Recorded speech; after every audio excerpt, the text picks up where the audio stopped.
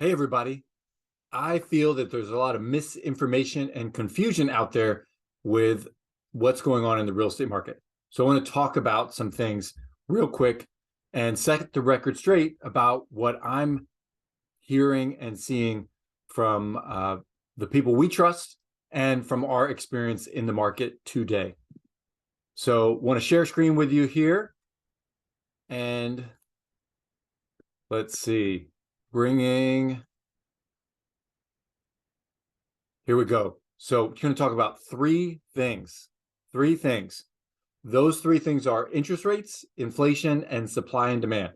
All three of them having an effect on the real estate market right now. So first one is interest rates. Interest rates, if you look at it historically, we're actually doing okay. We're doing pretty good even. If you see here with these dotted lines, we have trend lines. And yeah, since, very recently, the trend line was a lot lower. But if you look back to, the 80s and 90s there, 1990, the trend line was almost 6%. And then if you look back to 1972, the trend line there is much higher, almost 8%. So it's not out of control. It's not wacko. It's not bonkers. And we need to have a broader perspective. Another thing too, when I got into real estate, been doing this 20 years now, it's crazy. When I got into real estate, my mentor told me they threw a party when the interest rate went below 10%. Well, we have been below 10% for a long time now. We're still below 10%. Our preferred lenders are telling us that, hey, we're in the mid sixes now somewhere. Maybe by the later part of the year, we'll be in the high or mid fives. And that's maybe.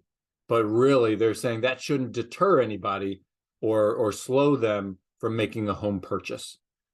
So there's other factors involved here too. So again, interest rates aren't that bad. We need to have a broader perspective. We were really spoiled with all the manipulation and the money the government pumped into the market. We are probably never likely to see 3% in our lifetime again. So inflation is next.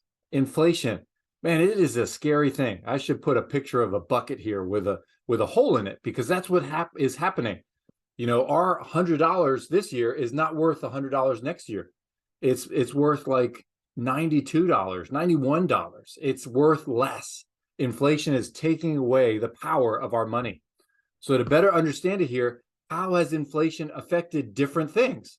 So if you look, one of the things it's affected the most, the most inflated thing there is hospital services. And then next we have college tuition, which is, many would say, out of control now, very costly, very expensive. Right in the middle, that yellow line, you see, yellow line is housing. So definitely it's inflated too. It has gone up. The cost of housing has gone up. And if you're a homeowner, you're benefiting from the appreciation there. If you're not, I'd say get in the game sooner than later. When is the best time to plant a tree? 30 years ago or right now? We all wish we could go back in time and have bought more real estate. It is inflating. And then on the flip side of that too, if you're not a homeowner, rents are going up too. That's affected by inflation.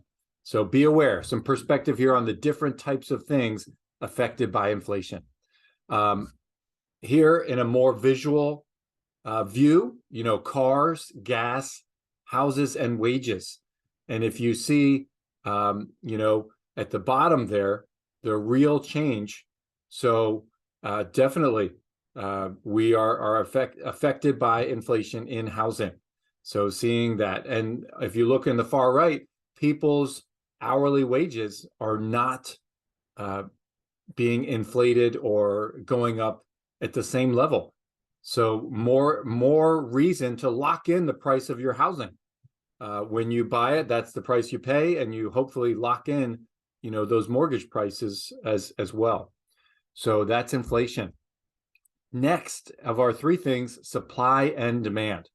So supply and demand, one thing many people don't realize over the recent past here, past 10 plus years here, there has actually been a deficit of sort of your average need of new housing starts.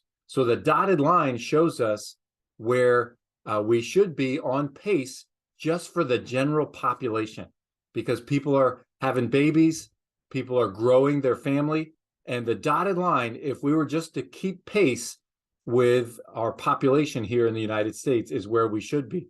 If you look there from 2008, 2009, 2010, all the way up to even 2019, it is below the line. It is not enough homes being made for our population. So we have this huge deficit behind us.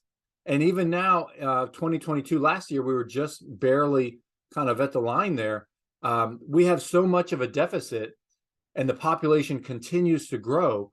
So supply and demand, we are not having enough supply in general for population. We have to combine this with also fear that is approached the market. Just like stocks and those things, fear affects real estate. And people in the fall became very fearful as the mortgage rates rose that they don't want to put their home on the market because they don't want to lose that very low interest rate from the recent past. Well, that affected supply even more. So less supply on the market. And another thing people don't realize too is demand is growing. Demand is growing because if you look here, we have our different generations. All the way on the right, the silent generation. The green next to them is the baby boomers, which until recently was the biggest generation, Gen X. And then in the red, the millennials. The millennials are finally coming into home buying age. And if you see the circle there, what we found is it was age 34 when millennials were becoming ready to buy a home. Well, the next 10 years, a year of millennials will be hitting age 34 and be coming into that peak buying age. So that's more demand. We just talked about supply being lower because of low home starts, supply being lower because people aren't putting their house on the market because they don't want to lose their 3% interest rate. Well, supply is down here and demand is up here. So again, showing you here peak buying ages for millennials, and really just remembering that that doesn't mean that prices are going to drop because of those supply and demand factors. We are seeing quality homes right now where they are still having multiple offer situations. And it doesn't mean you should wait, because those prices, if they have multiple offer situations, the price is going to be bid up. That's going to be the new comp for the next home to come on the market. And you don't think they're going to want less money. So something to really be aware of, supply and demand. And just remember, with low appreciation, if the homes didn't, have these massive appreciations, it's still a far better reason to build wealth. Homeowners tend to lock in stability for their neighborhood, for their schools, controlling that payment. And here, see the component in the yellow/orange color there. All of these folks, until you get to the kind of uber wealthy all the way on the side there, real estate is the major contributing factor to them building wealth. So make sure that you're thinking about real estate in your wealth building plan. And then again, here looking at rent versus own. So we have 3 columns: owning real estate, renting and investing, and then renting and then investing, the difference of 10% there. And you see at the bottom, the owning category of owning real estate is still the greater wealth building component there, higher value. And then lastly, please keep in mind, regardless of the economy, regardless of what's happening, here are some benefits of home ownership that remain. You lock in your housing costs. Okay, no one can raise your rent when you have a 30-year mortgage, fixed mortgage. And then you have control over the property. You never need to ask anybody, can I paint my bedroom? Okay. Also, equity buildup, forced savings.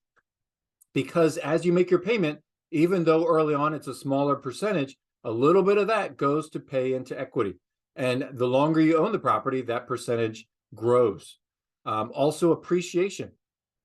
Over time, the value of the property grows tremendously, and the more time, the better.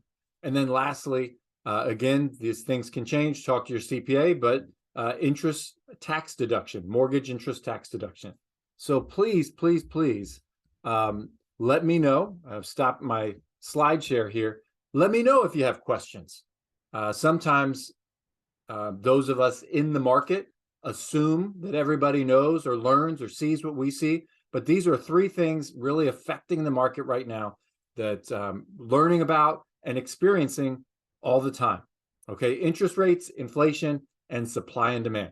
So let me know also if you want to talk to a lender. We have some great lenders who can talk to you about your home purchasing power, the different programs out there. There's still some cool programs for first-time buyers, and even just evaluating any mortgages you have now. Are they adjustable? Do you want to lock in a fixed rate? Remember, worst case scenario, if you get a mortgage now and the rates improve down the road, you can refinance and take advantage of that lower rate down the road. But let me know if you have questions. Let me know if you need a resource or a referral. This is what I'm seeing in the market today. Make it a great day.